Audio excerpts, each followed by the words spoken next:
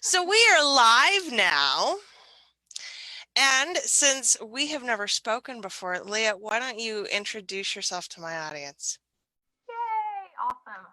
Actually, it's really funny, Briar. This is the first time I've gone live since recovering from COVID-19. So I was like really nervous and excited to be talking to people again and just hoping that I have enough breath for a full conversation. So thank you for having me. My name is Leah Ardent. For those of you that don't know me, it's so weird to introduce yourself because it's like you have to pick of all the things you are, which one do you put out there? And I'm a Gemini moon, so I feel like there's more in the bag than usual. But I, I am the co-owner of the B.O.S.S Savvy Actualization Agency, which is like a combination of marketing, self-development, and really evolved humanity being combined with business. So we do content strategy for mostly transformational entrepreneurs. I'm also the co-author of the Mind Alignment Protocol and the co-founder of the Academy of Transformational Practice. So I got like a lot of hats. You do. You have a ton of hats. So But many hats. life's fun with more hats, right? You Yeah, gotta who wants to have wear more the same hats. hat all the time? That's weird. So let's talk about how you've put all of those pieces together in a way that's meaningful for you. Oh, have I though? That's the question all the time. Because I know you and I really connected. Well, we've been connecting, but most recently, in light of all the things that are happening, we have connected around bringing the meaning of all of the external revolutions and merging them with the internal revolutions. And for me, then merging them with your business, which is how you take external revolution, internal revolution, and then make impact. And a lot of the impact I focus on is through the economy. Um, It's so all about the money. It's always about the money. I'm so glad we see eye to eye on yeah, I that. can't. It's so weird for me when people are like, I don't want to talk about money. I'm like, really? Because I do. I want to talk about it. I'm a Venus Capricorn. I'm gonna get into a lot of astrology because that's my woo side. I'm a Venus Capricorn, so we literally like we love money. We love empowerment. We love the tangible, the material. And so I think that a lot of empowerment comes through the economy. So I focus on like three E's, which are educate, enlighten, and empower. And all of those come under the umbrella of the one E, which is the economy, is the way we can do all of those things. Because for all the lofty goals we have, the actual implementation of those lofty goals usually requires resources.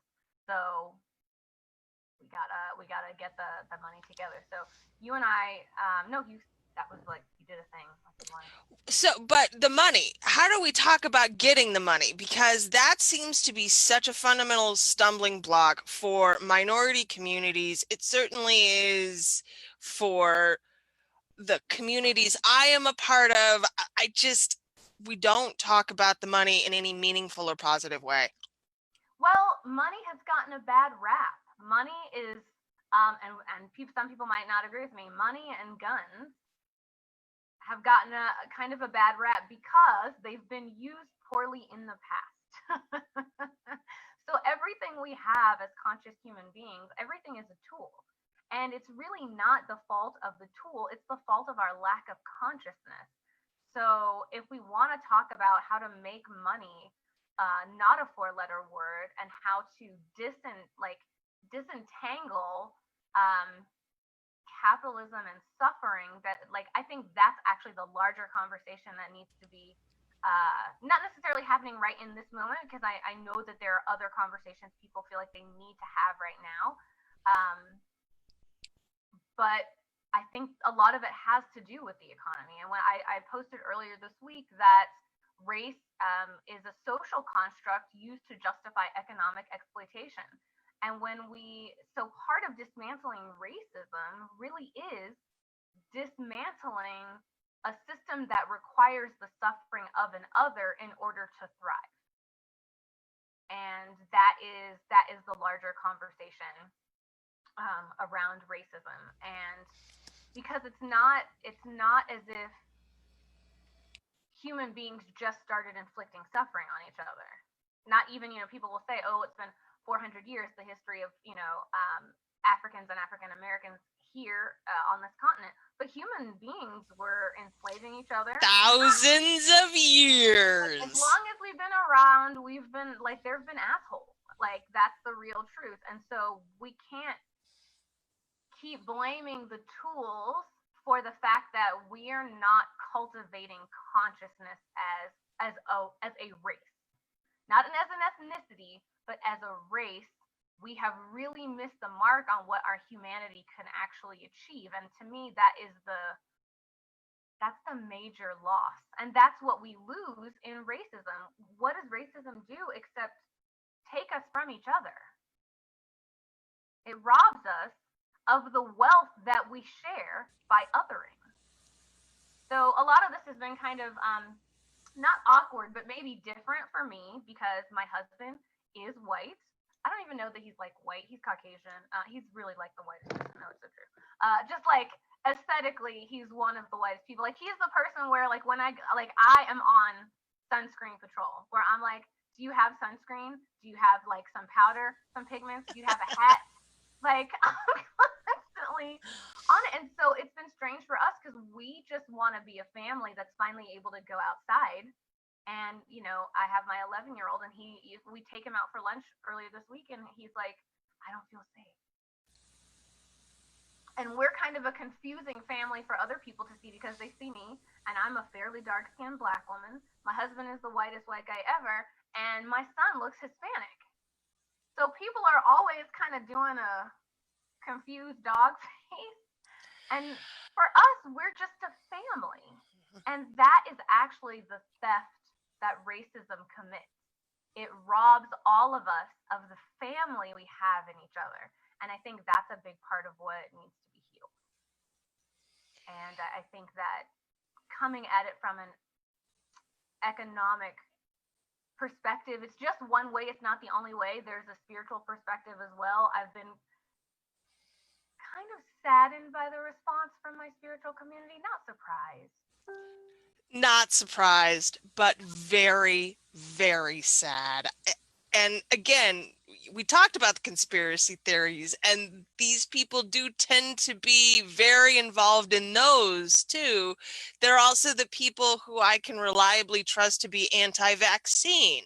So there's this interesting intersection there, but it's disappointing. Yeah, I think it's because, and here's the thing, I'm like, so you guys have been talking about the revolutions coming. You guys have been talking about how we were all going to upgrade our frequency. What did you think it was going to look like? Did you think we were going to meditate ourselves Love and light. through It's the love and light revolution? and Even the unicorn Rainbow farts. Bridge theory, because like I said, I dabble in all the conspiracies. Even the Rainbow Bridge theory at the far end of Woo says that some of the remaining consciousness will be inflamed, essentially. And some of that can be figurative language. What is it for consciousness to be up in flames as we burn off what no longer serves us? Or if you go to the other end, at Christian, I hate to say Christian mythology because it sounds a little condescending, but for lack of a better term, Christian mythology, it also prophesizes that we're going to have these huge upheavals before change comes. So we know that we're entering into like the age of Aquarius. We know that we have to get rid of some of the stuff that's been in the age of like the age that we're in now. And it's just like, this is what that looks like. But I think that there's an intersection between spirituality and privilege because hungry people don't have the time, the opportunity, and sometimes the environment to cultivate the consciousness, and I have to air quotes consciousness, that is part of the spiritual community. So I think that this is why my partner and my business partner, I always say partner, people think she's my life partner. But my business partner is also not a person of color. She's also white. And I feel like there's a huge role for magic in the revolution, for spirituality in the revolution. And the spiritual community is like missing out because as long as I've known these people, they've been calling themselves healers, and they're dealing with trauma, and they're dealing with feelings and ego and othering and oneness and healing the separation and dealing with the shadow. And all of a sudden, crickets. So, one of the things that I have found most striking about COVID is the number of white people in my feed who were talking about how restorative quarantine was.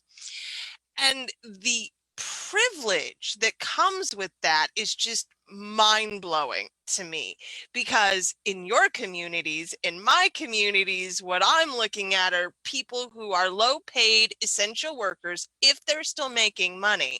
The people who aren't are on the fringes. They're queuing up in food bank lines. I mean, it's been pretty catastrophic for the people who don't have a baseline level of financial security. And we come back to the money.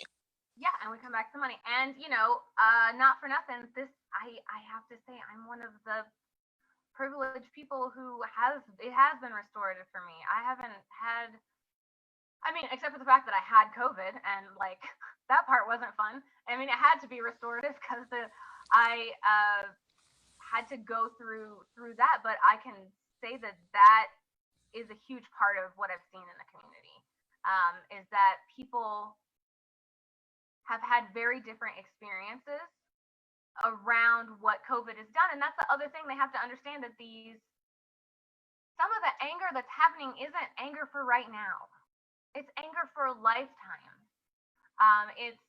I say lifetimes, I mean plural. People are expressing rage that is so deep in their blood, they don't even know how to separate themselves from it fully.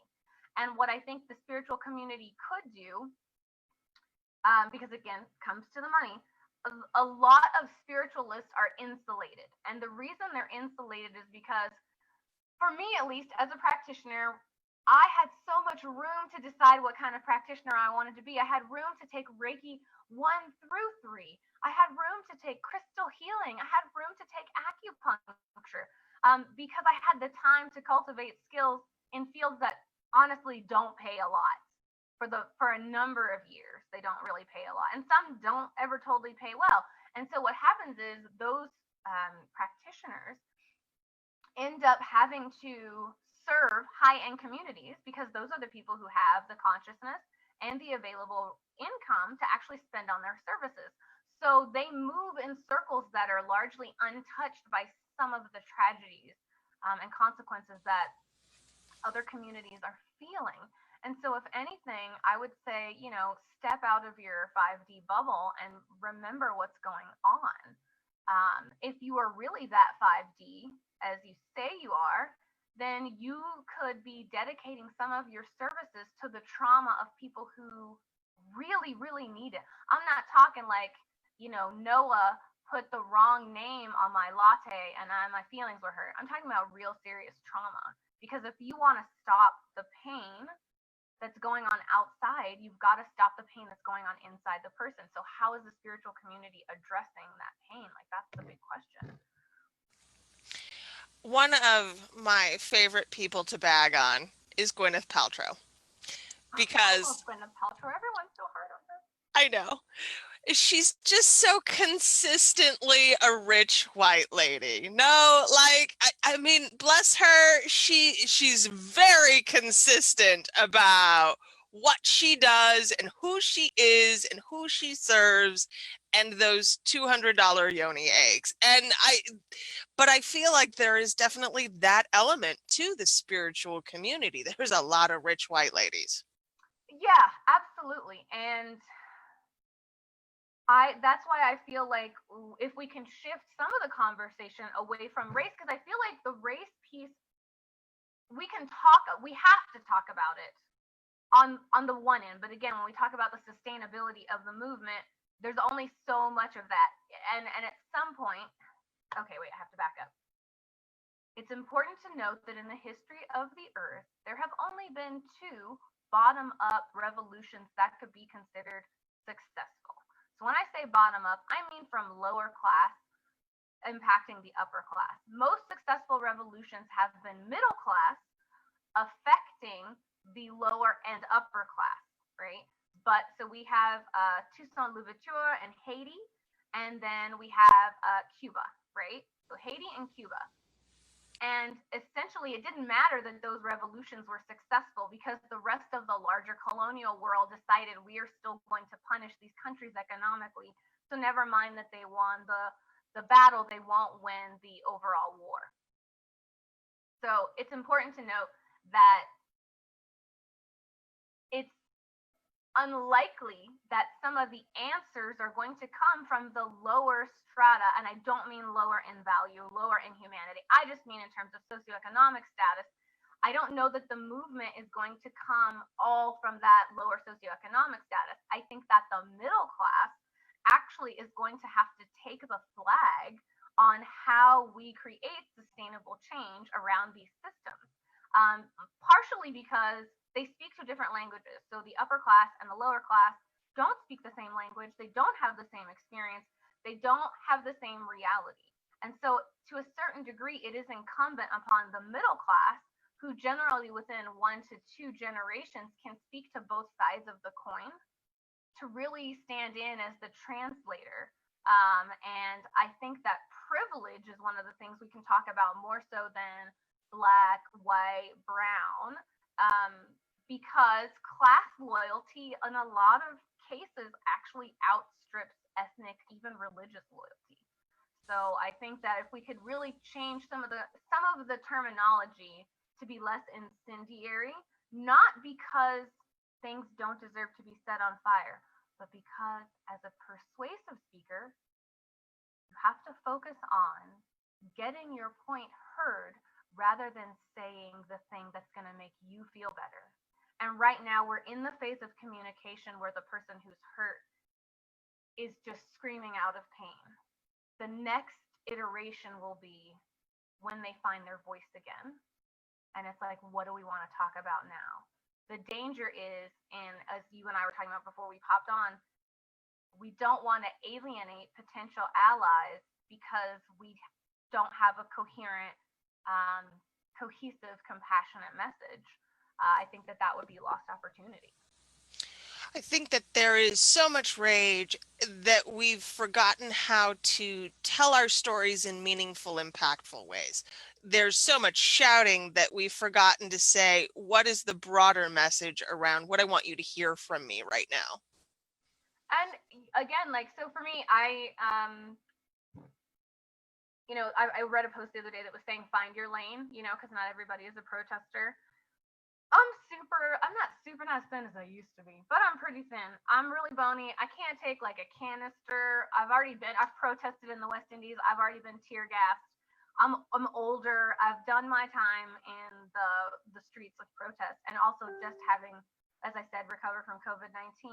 I'm not willing to put my family's future in jeopardy to be in a large crowd, because as afraid as the whole like I can't breathe, that was super real. I think that there's something that's also being missed around the I can't breathe, because when we look at who's been impacted by COVID-19, what communities are experiencing tremendous loss right now, we have to remember that some of the pain is old, some of the pain is long term, and some of it is fresh. People are coming just off of losing family members.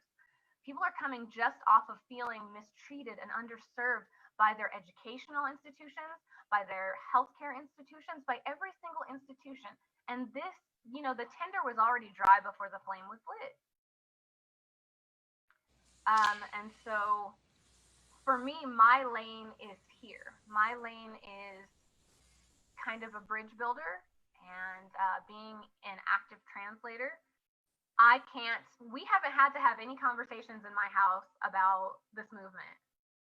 People have been asking me, oh, your husband's white. How is this playing out for you at home? And I'm like, my husband didn't just wake up 2 weeks ago and realize his wife was black.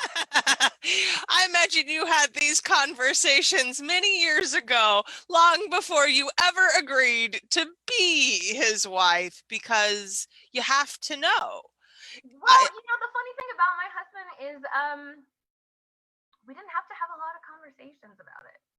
He's always gotten the truth. And I don't understand how. I'll be honest, one of the things that baffled me about him is he lives so much in his compassion that he doesn't have to experience reality to see it and witness it. He's never had to be convinced of what my experience is. I can talk to him about it, I can share about it, I can cry about it, I can go through all the things. I think, but we were in Indonesia in February, like right as everything broke out, and I was 100% like, I don't really feel like I need to go back right now, because I know how mass casualty plays out for the Black community, and I'm a Black woman with pre-existing respiratory cardiovascular issues. I had pneumonia 3 years ago. I've had autoimmune thyroid issues, which has impacted my heart. So cardiovascular, autoimmune, recent history of respiratory disease, and I traveled through 4 international airports, one way going and one way coming back. So a total of 8 international airports between February and March. So the truth is I should be dead. Like when you look at all the statistics, I should be among those bodies.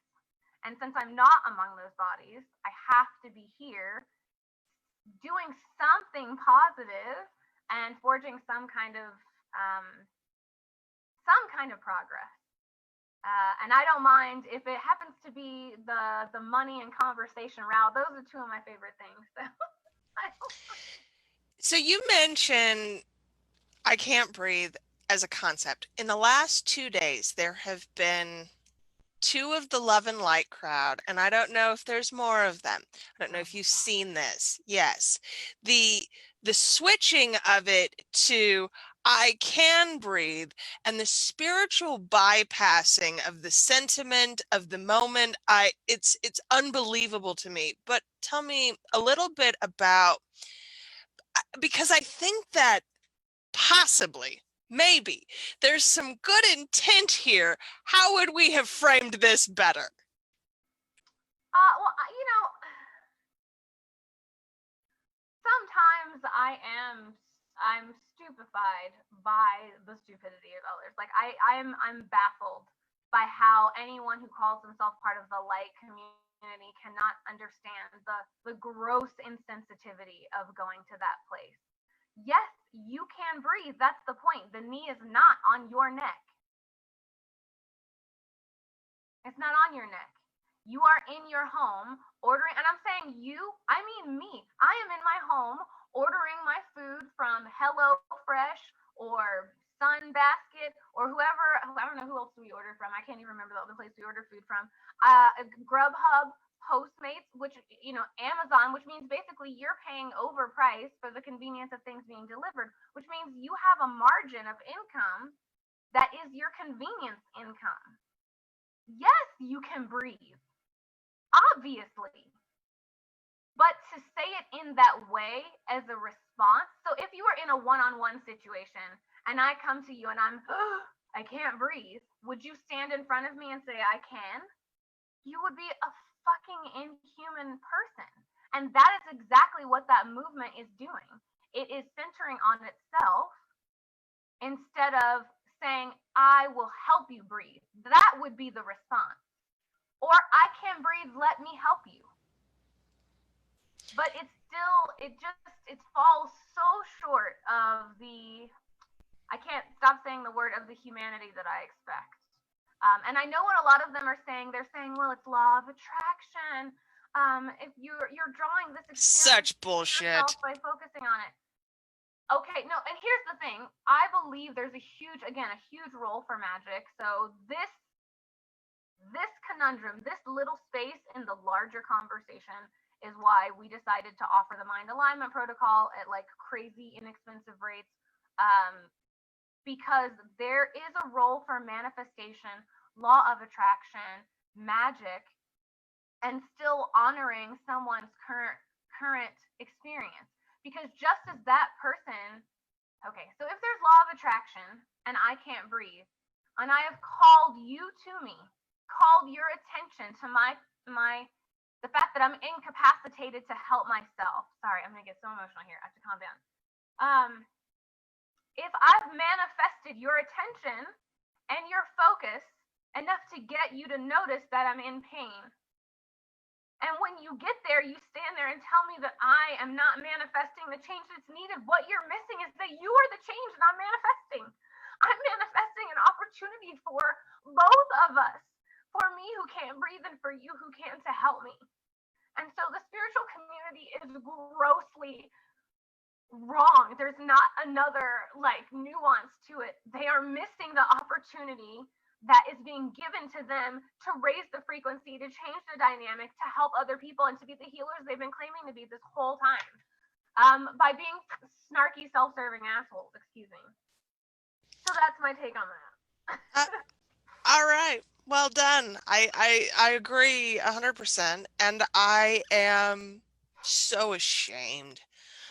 I have no other word for it. I'm just so ashamed by these people who I expected more from them. I expected that because they've existed in this higher plane that they could see what was in front of them, but they cannot. They, I'm gonna hold space for the best, and that is why I. That's why I'm gonna keep trying to speak, because not everybody. The burden of those that speak multiple language is always translation. And I am blessed in that I speak the experience of blackness and black skin and black fear and black trauma, but I also speak the language of black bravery, black courage, black excellence, black intellect. So I'm happy to bridge those gaps. I also speak the language of white privilege. I'll be honest, when I want to see a black person, I actually have to. Oh, this is some super privileged shit. When I want to see a black person, the woman that does my hair, she lives like 45 minutes away from me. Like, I pay her to come and do my hair in my house. Like, she's the black friend that I have in my sphere. I don't actually have that many black people that are not blood related to me in my life because I live in Colorado and I live in Denver, Colorado, and there's just not a lot around me. So I speak the lingo of Colorado hippie privilege, 100%. So instead of being consumed by the pain and the anger, we all just have to keep using our voices in a way that's constructive and our consciousness in a way that's constructive. And kind of before this was happening, and a lot of us who are intuitives could feel the press of something coming. And I think there's a huge opportunity to bring law of attraction, manifestation, trauma remediation, and conversation to a wider audience. This is the other opportunity that the spiritual community is missing. The spiritual community has been bitching about how nobody listens to them. People don't have the answers. Nobody's doing their breath work. Nobody's doing their meditation. And then when you get a sea of people who are in need, you other them and you outside them instead of understanding here's the opportunity for all those people who are hungry for change, thirsty, And they starving. started during COVID, even Absolutely. before many opportunities to speak to the greater. Oh, I lost you for a second, but I know what you're saying, and I'm sure I agree with it.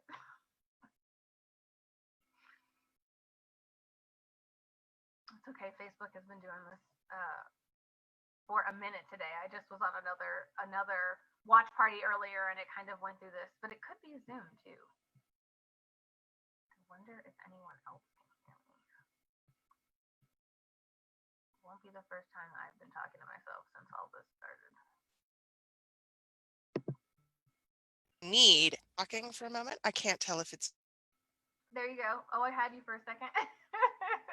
No, but you're 100% right. The opportunity is that you could be converting large swaths of people into a higher frequency of thinking and being if you would lead with compassion and not cynicism and It's not me. Is it me? Are criticism. we? Yes. So, how do we bridge this conversation then? What are what are we missing when it comes to the love and light people? I think we're missing that, well, One of the hard things we are missing is that some of them are frauds. Number one, it's very easy to hide behind love and light when it is convenient and lucrative. So, all communities, not just the love and light community, this is true of the Black community, it's true of the white community, it's true of the conservative community, the liberal community. We all need to reassess our leadership and where we are putting our authority in our communities and hold everyone to a higher standard. People have to be walking the walk and not just talking the talk. So that's the first thing that not just the love and light community, but every community needs to pay attention to, is authentic, empowered, compassionate leadership. But the other thing is, I think that people are scared. And it's not for nothing. White privilege has been told that it is under threat by Black and Brown having, just as heterosexual, heteronormative privilege has been told that it is under assault whenever non-binary, alternative gender orientations are having. We've been othered to the point that we can't even conceive of a world in which everyone has. It sounds utopian. And so I think that it's important to acknowledge the fear and trauma and pain of the oppressed, but it's also something we're going to have to talk about, is how the oppressor suffers as well. Like, it comes back to the money again, because it's not necessarily white people. They do benefit from racism, but not all of them benefit equally, right? So there are levels of benefit to the system, and the same system, the same anti-tyranny talk I heard around COVID, around masks, around social distancing. It's hard for me to understand how that same community doesn't understand that greater tyranny than that is already happening to these other populations. And so, to some degree, we have to acknowledge that that community has been sheltered and in some ways lied to, in the way that sheltering always means some kind of deceit. When you shelter your kids, it's whether it's by an outright lie or by omission, you're keeping them from seeing certain truths. And a lot of the spiritual community has just been sheltered. They don't really know what reality is outside of their, Sedona 7-day retreats anymore. And someone has to find a kind and gentle way to pull them into what's happening. But also, we can't just criticize. We need to have actionable words for people about how they can help. And we all, and like, damn it, I keep trying to get it away from the money, but we need to talk about economic intimacy and what it means to have a connected commerce, as opposed to having only at the expense of the other. And I think there's a huge dialogue to be had about how that plays directly into the values of the spiritual community. So yeah, it's a lot. There's a lot to talk about. One of the things that you mentioned earlier that you do work around is the money and the shame portion. So when we're talking about it, especially from the lower classes or the minority communities, how should we frame getting the money? Well, again, I'm going to have an unpopular opinion here.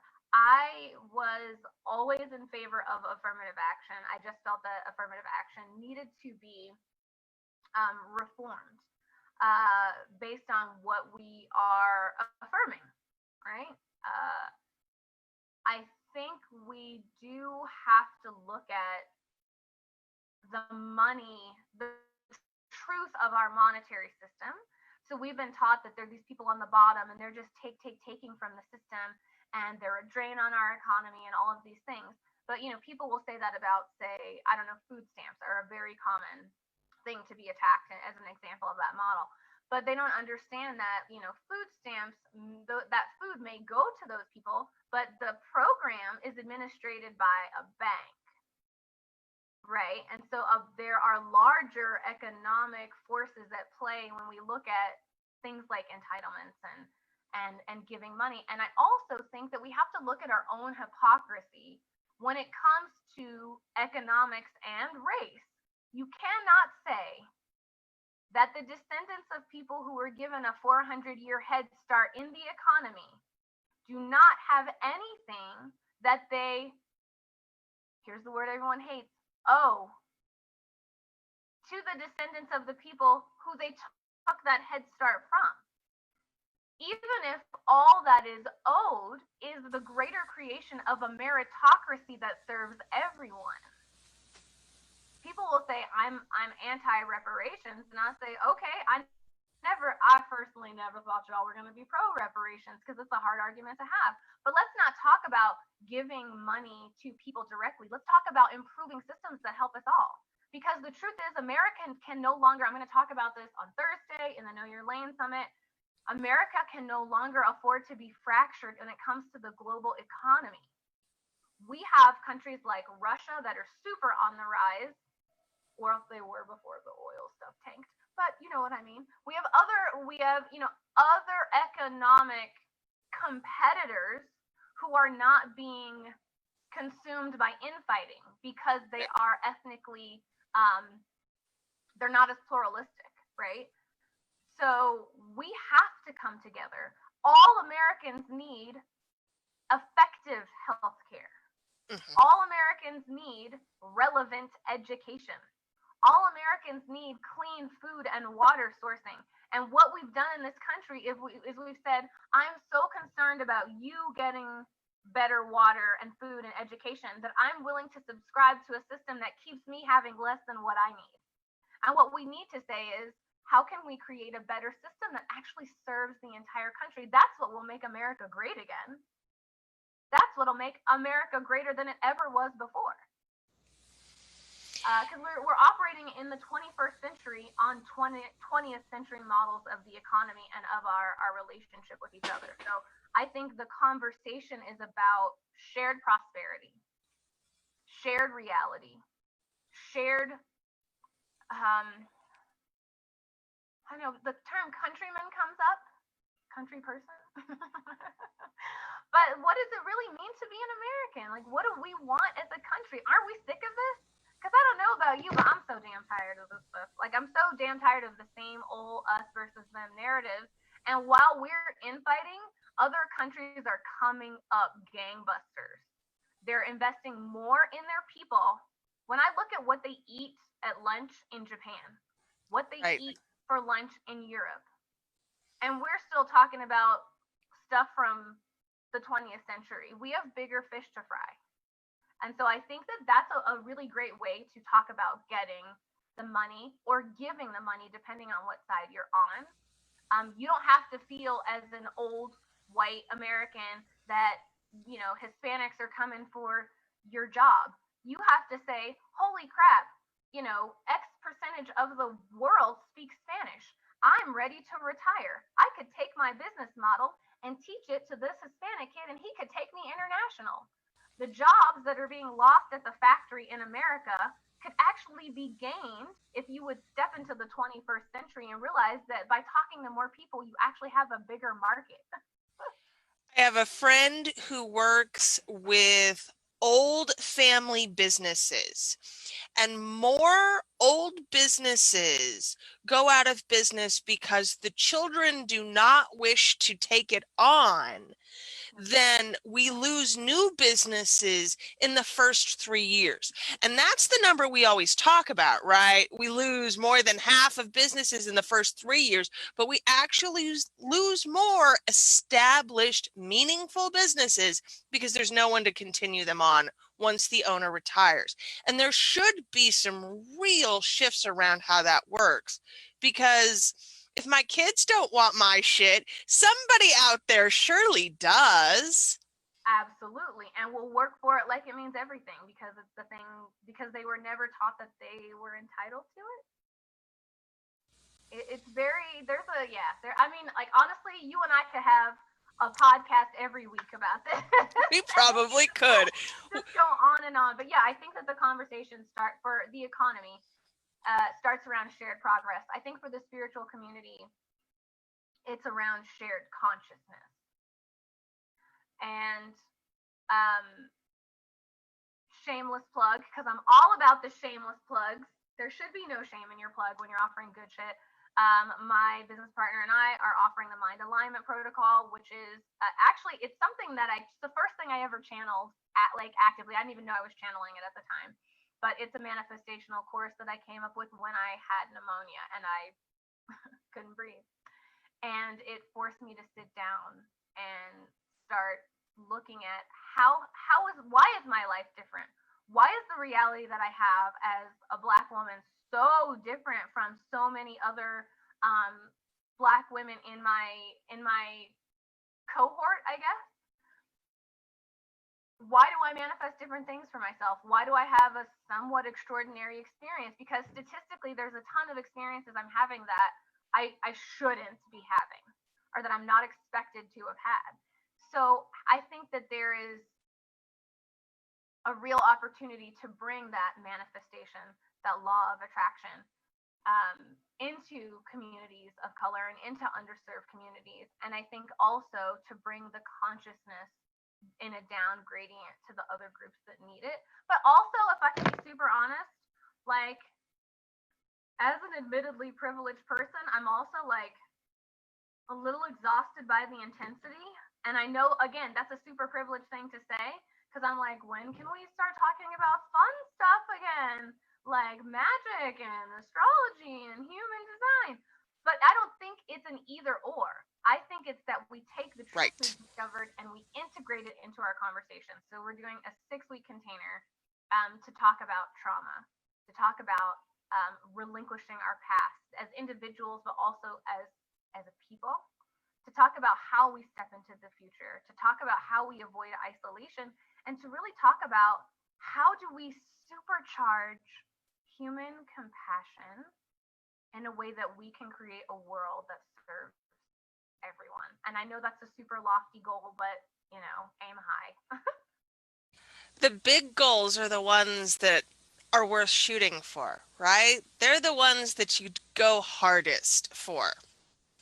Oh, absolutely. And we're going, and it's woo, but it's like actionable woo. We have like clearing. So Mariah is a spiral practitioner as well as a practitioner of a number of different native, indigenous spiritual practices. So Native American, and also she's worked with shamans. And as controversial as the term shaman is, I'm going to use it because it's a generally accepted term. We could have a whole conversation about that. But in Peru.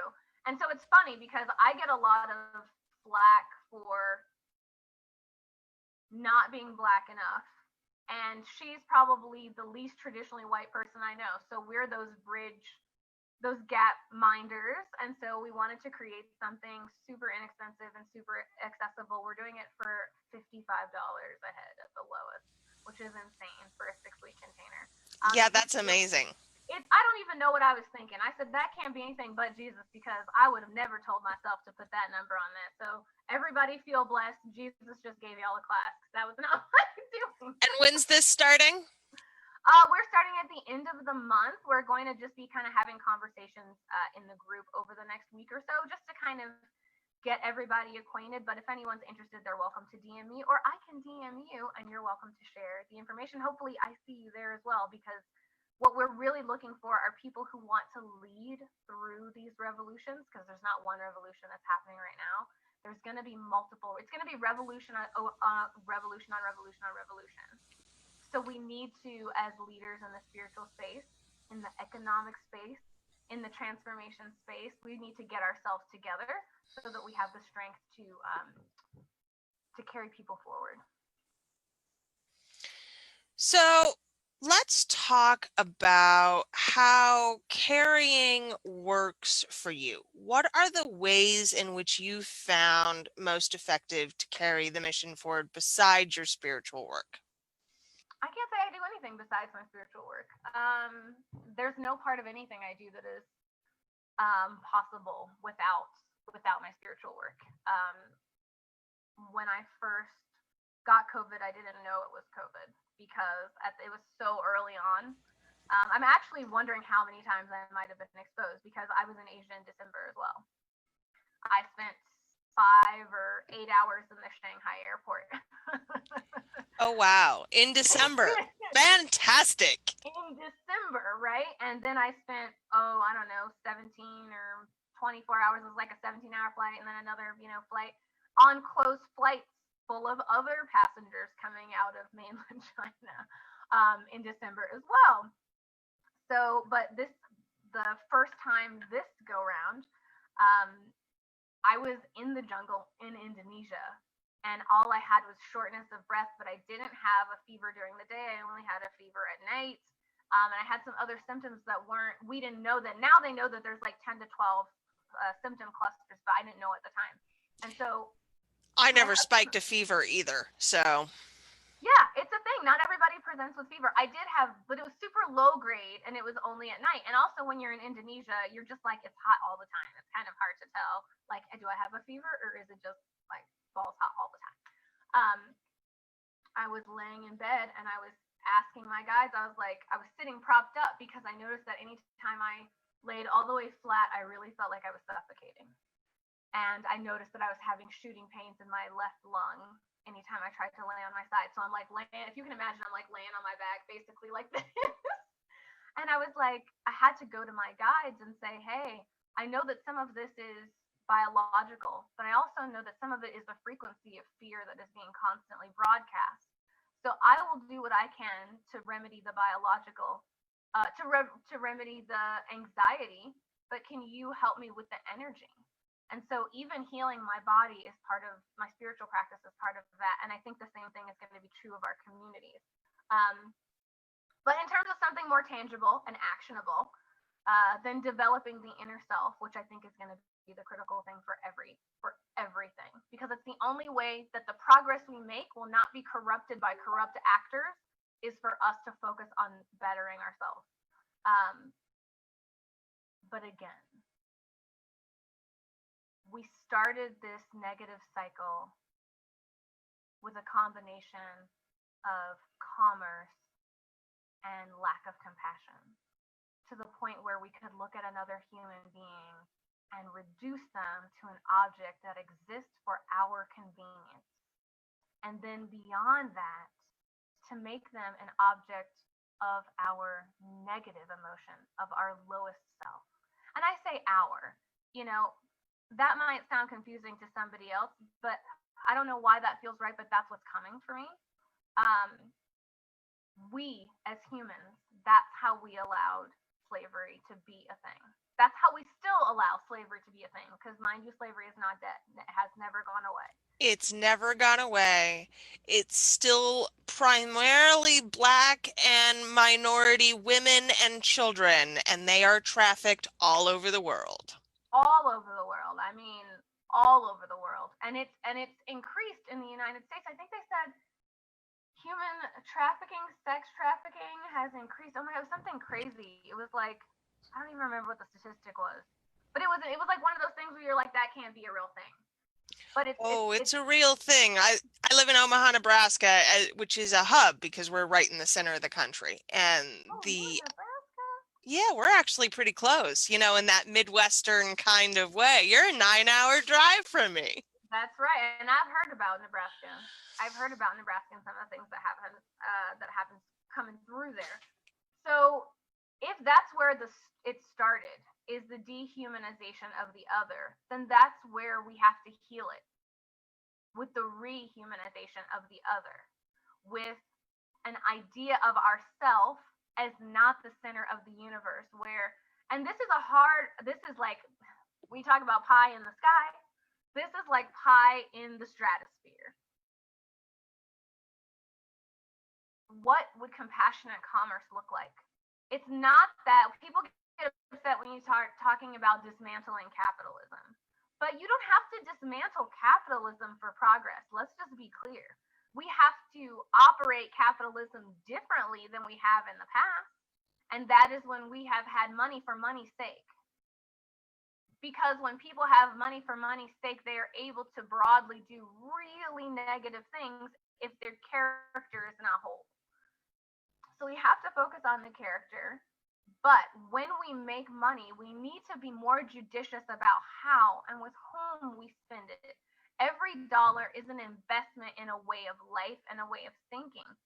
And I don't have all the answers to that piece. Like, I order from places that are probably questionable. And I think this is something, again, unpopular opinion, that the Black community, the Black American community in specific, has to address in itself. Because a lot of times I hear, how could you let slavery go on? How could you allow this to happen to Black people? And why don't white people step in?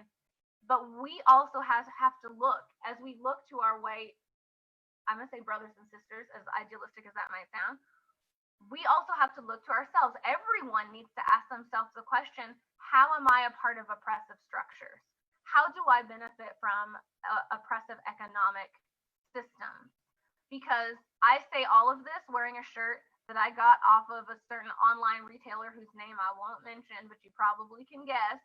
And I don't know who made it, but it was the cheapest one they had, and it was probably like $12.99, $13.99. So if that's the markup plus that retailer's markup, I'm gonna guess it wasn't somebody who gets a lot of time off. So No, we have to probably start made in looking at. Bangladesh, and she I was was gonna say it's probably probably made in Bangladesh. and probably she was paid pennies to turn out that shirt. Hmm. Oh, absolutely, and that's the thing. So like these are things the Black community has to change because I know a lot of consumers of designer sneakers with no awareness of what went into that designer sneaker. So we all have a cross to bear if we're talking about dismantling systems. The easiest thing in the world is to advocate for oneself Hmm. because you know what you want. But if we're going to all become authentically advocates, then we need to start advocating for something beyond our own immediate benefit. And we need to put that into the way that we spend our money. So I actually have given to outside my community during this pandemic, mostly because the money that I have wouldn't do that much in the United States. So I have friends that are in other countries, and I've been able to send them money and feed, on a couple of occasions, help feed whole villages. So I'm not against making the money. I make money. But where do you can make money, but where do you take money? So that's what we need to look at. Spending with other people who are kind-hearted, because we can't dismantle over time you can dismantle everything, but it's not going to happen all at once, and heaven forbid it did, because that would be chaotic. But one of the ways we can shift systems is to create more equity, more opportunity, and to try and spread our dollars further in a more diverse group of population. So, a personal question. As someone who is fairly good at the art of giving, how do I become better at the art of receiving? I'm crappy at receiving, girl. I don't know. I think this is a Black and brown issue. We have been told for so long that you guys have your hands out, which is crazy, by the way. How you gonna take a country from some people and then go to a different country, take some people from a country, and then take the people you took from a country to the country you took from some people, and then tell everybody else they're greedy and lazy? That shit is rude. Right. Right.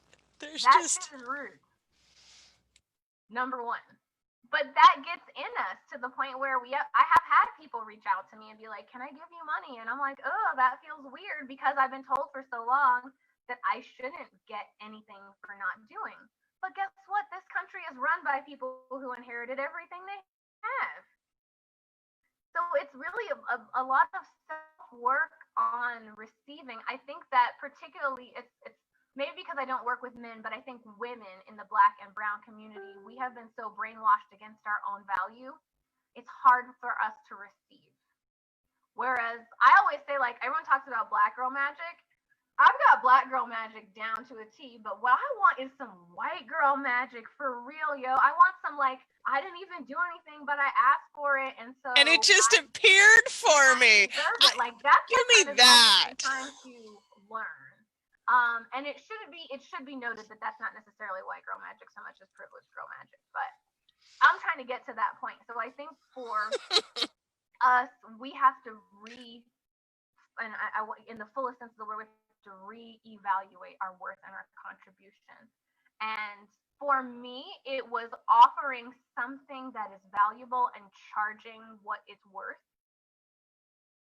where it's appropriate, and then offering something that's valuable and charging what is in line with my spirit where it's appropriate, because the work you do with your high-end clients can also give them a way to support people with less opportunity.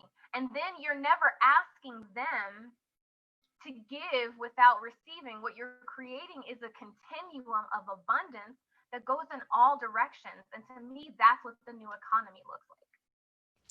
I really like that. And it's less about me being open to receiving. No, that's I don't have any answers on that one because I suck at it. I super suck at it. Like I really do. I'm terrible at it. I think it's just it's the we've been talking a lot about white people unlearning their racism. We're gonna have to unlearn ours too. So and I think that And I think again, that's if we about our do it value. together, it won't be as hard. But Mm-hmm. that's this is the thing. This is why we need each other, because we have one set of experiences, strengths, and aptitudes on one side, and another set of experiences, strengths, and aptitudes on another side, and each is found wanting without the other. And yeah, So I'm channel my here. inner mediocre white male. This is what you're telling me. Got it. I need you to stop. But yes, that is true. Maybe that's a coaching course that needs to be created. Maybe that's how we can give white entitled males a place in the revolution. Maybe they can start coaching the rest of us on how to value ourselves adequately so that they can feel incorporated into this revolution. Because I'm gonna need a coach on that. Yeah, except I don't think Tony Robbins is going to lower his prices on that one. I don't know if that's my first choice. I don't know if he's Or my fifth or anyway. 50th choice. Yeah, he's a long way down the list for me. But I think that is an important thing, because I do see a lot of this revolution being led by women. And there has to be a voice for the masculine experience in all of this, because in truth, the polarity really is held by the masculine poles. It's supported by the feminine, but it's held in place by the masculine. So there does have to be an integration. I have a husband who's born a white landed male from college educated. Both of my husband's parents are physicians or doctors. Well, his mom is a psychiatrist, his dad is a general physician. I'm also from a medical and scientific family, but when we have these conversations, I always listen to him. He doesn't have a lot to say because my husband's a Capricorn. He's kind of chill on all of it. But I think that what we've all learned from toxic patriarchy, not patriarchy, because there is a positive sacred space for paternal masculine leadership. And I think it needs to be held by some actually qualified, men. But I think what we've learned from toxic patriarchy is aggression and violence and othering, exclusion. We're not going to heal aggression, violence, and exclusion with more aggression, violence, and exclusion. We're going to heal exclusion with inclusion. We're going to heal violence with understanding, patience, and compassion. I think that those are all the answers. We just have to flip the script a little bit, and it's going to be hard for all of us. But hopefully, we teach these values to our children and our children's children, so that it's a little bit easier for them. We have to massively change our values. And first, we have to change how we value each other. That's going to be the number one step in everything. And I think that is possibly the best note to leave it on that we could hope for, is the valuation of each other. Do you have anything else you'd like to add? I would like to add thank you so much, because none of these conversations, con being across, are possible if we're all just screaming at our own reflections. So thank you for being a bearer of conversation and diverse perspective. It cannot be an easy mantle to bear, but you do it with grace. So Thank you. I appreciate having been able to speak my mind.